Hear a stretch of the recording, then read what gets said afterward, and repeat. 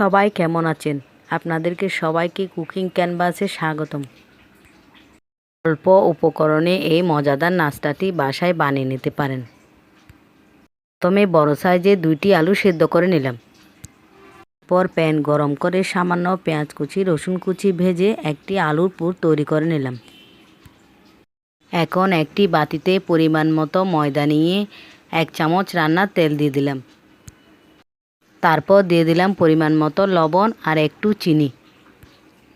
সবগুলো শুকনো উপকরণ ভালো করে হাত দিয়ে মেখে নিলাম। অল্প অল্প পানি দিয়ে সুন্দর মসৃণ একটা ডো তৈরি করে নিলাম। একটু তেল দিয়ে 10 মিনিটের জন্য রেস্টে রেখে দিলাম।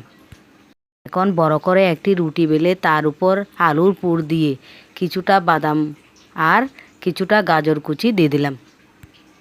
এভাবে রুটিটাকে এক পাশ থেকে ভাঁজ করে নিলাম। এখন একটা ছুরির সাহায্যে রোলটা টুকরা টুকরা করে কেটে নিলাম। এভাবে সবগুলো রেডি করে নিলাম। এখন চুলাতে তেল গরম করে সবগুলো এক একটা করে ছেড়ে দিলাম। ডুবো তেলে সবগুলো হালকা বাদামি করে ভেজে নিলাম।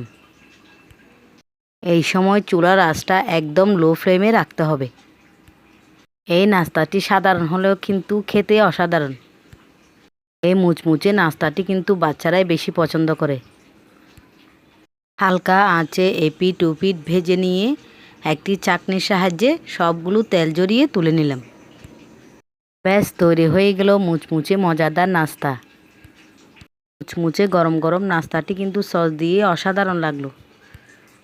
আমি তো বলবো একবার হলেও ট্রাই করে দেখবেন। সবাই ভালো থাকবেন, সুস্থ থাকবেন।